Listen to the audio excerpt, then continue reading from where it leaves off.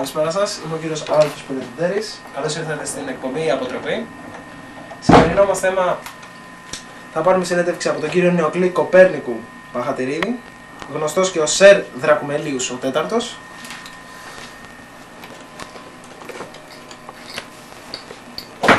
Καλησπέρα σας. Σας ευχαριστούμε πάρα πολύ που μας δεχτήκατε καταρχάς. Τίποτα, η για αυτή την υπέροχη συνάντησή μας. Η τιμή είναι όλη δική μου. Πήγαμε σε πάρα πολύ μεγάλο κόπο για να έρθουμε σε αυτή την ηλικία. Είναι λογικό. Είναι, βλέπετε, κόμβο στο σημείο και προκαλεί κυκλοφοριακή συμφόρηση. Έχετε ένα πάρα πολύ όμορφο σπίτι, μπορώ να πω. Σας ευχαριστώ. Λοιπόν, θα ξεκινήσουμε με ένα μεγάλο θέμα. Μάλιστα. Ας ανοίξουμε για άλλη μια φορά το φάκελο της βίας κατά των αστυνομικών. Μάλιστα. Αυτής της άκαρπης βίας, θα έλεγα, της άτυχης βίας, με τις παράπλευρες απώλειες. Μάλιστα. Σαν κυρίως θέμα μας θα ξεκινήσουμε με τους αναρχοβρωμιάριδες.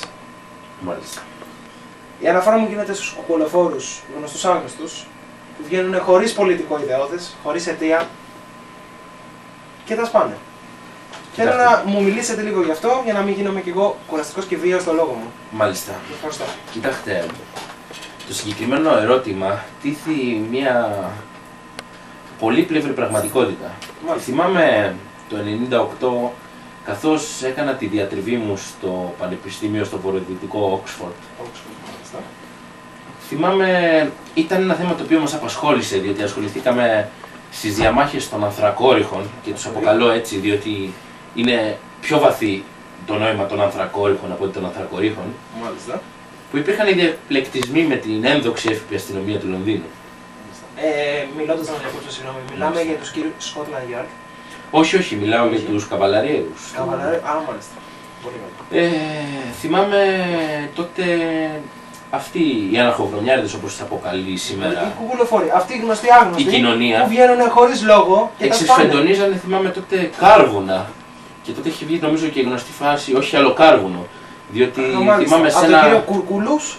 Μάλιστα, σε ένα στενό του East End, θυμάμαι. Κοντά στα Docklands την είχαν πέσει 4 ανθρακόριχοι σε ένα έφυπο και αφού το άλογο του πνίγηκε από την καρβουνόσκονη. Αφού το άλογο του πνίγηκε από την καρβουνόσκονη, τον απειλούσαν με αιχμηρά αντικείμενα όπως μπανάνες, οι οποίες ήταν εισαγόμενες. Αν θυμάστε ότι και ο Παπαδόπουλος είχε βγάλει ένα νόμο.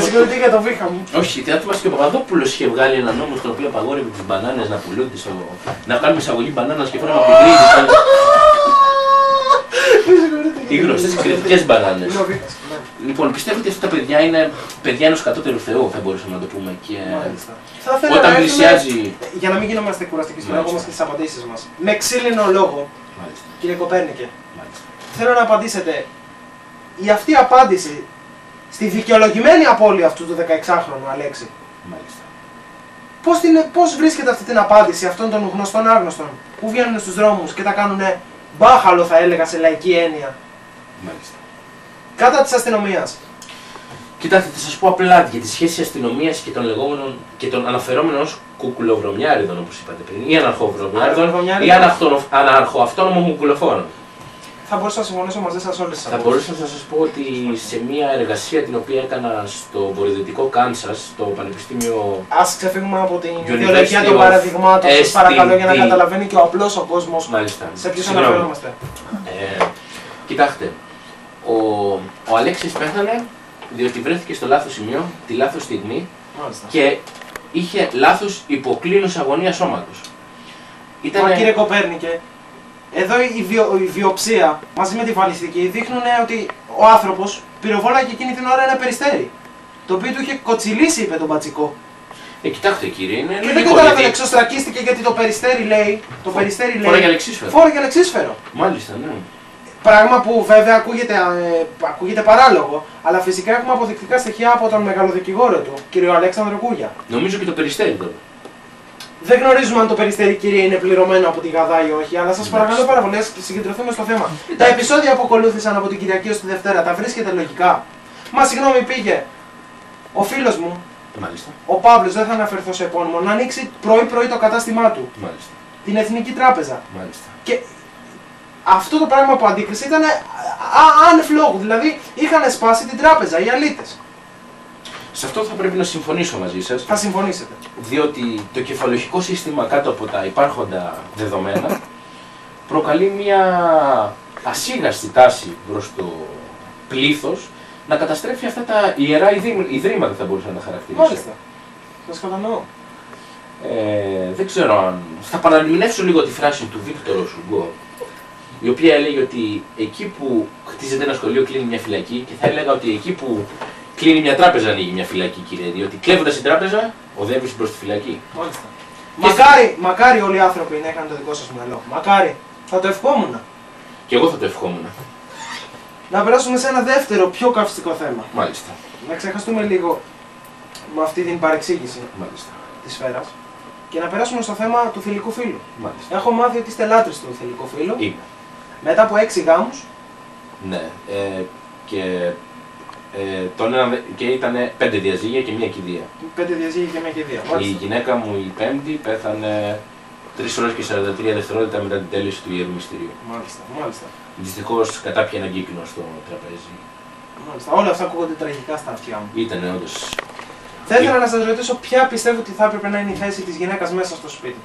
Ακούστε, αυτό θα μπορούσατε, αν έχετε διαβάσει και την πρόσφατη ποιητική μου συλλογή με το όνομα Ο Σκοταδόψυχος, η οποία εκδόθηκε από τον εκδοτικό οίκο Τρέχα Μπανάνα. Ας μην αναφερόμαστε σε ονόματα, σας παρακαλώ. Μάλιστα, για να μην κάνουμε και διαφήμιση. Έτσι, αλλιώς δεν χρειαζόμαστε διαφήμιση. Υπάρχει και το έσουρου και καταλαβαίνετε ότι μπορεί να έχουμε κάποια προβλήματα με την τηλεοπτική μετάδοση. Ευχαριστώ. Λοιπόν, η γυναίκα ανά τους αιώνες υποτέλουσε πάντα ένα κατώτερο είδος. Δηλαδή υπάρχουν πολλοί φιλόσοφοι οι οποίοι την ανάγουν μεταξύ του γαϊδουριού και του σκύλου. Θεωρώντας πάντα το γαϊδούρι πιο σημαντικό διότι είναι ένα σοβαρό υποζύγιο και το σκύλο πιο σημαντικό διότι είναι ένας σοβαρός φίλος. Κάτι που τίποτα από τα δύο δεν είναι άξιζε μια γυναίκα να πράξει. Ούτε να κουβαλήσει 5 κιλά καρπούζια, ούτε να είναι φίλος. Γιατί όπως ξέρετε αγαπητέ μου, ένας λαός ο οποίος έχει κατηγορηθεί βάναυσα είναι οι μουσουλμάνοι, οι οποίοι κατά τη γνώμη μου ο πολιτισμός τους βρίσκεται χιλιετίες μπροστά και επιτρέπει την πολυγαμία. Και εκτός από αυτό δεν ξέρω αν έχετε ακουστά, όταν βγαίνει μια οικογένεια μουσουλμάνων έξω, η γυναίκα πάντα ακολουθεί στα 5 βήματα πίσω. Πράγμα που επιτρέπει στον άντρα σε κάθε παρασπονδία της να της αστράψει το χαστούκι ανετότατα. Μάλιστα. Καταλαβαίνω. Τα παραδείγματα που φέρνετε θα λέγανε κάποιοι άνθρωποι ότι είναι λιγάκι βάρβαρα. Τι είναι αυτά που λέτε, κύριε. Φυσικά και δεν είναι βάρβαρα. Βλέπω έναν άνθρωπο με ανοιχτό μυαλό και ανοιχτούς ορίζοντες διαβάζοντας βλέπω το βιβλίο πολιτικής οικονομίας. Μάλιστα. Δεν θεωρείτε ότι οι απόψεις σας είναι λίγο, ας το πούμε, μεσαιωνικές? Ο Μεσαίωνας ήταν η κορύφωση του πολιτισμού. Αν θυμηθείτε ότι έκανε πάνω από 1 εκατομμύριο μάγισσες τότε. Μάλιστα. Ας μην θυμηθούμε και την Πανδώρα τι έκανε με το κουτί της. Καλά την περνάγανε οι άντρες μέχρι τότε εις τον Όλυμπο.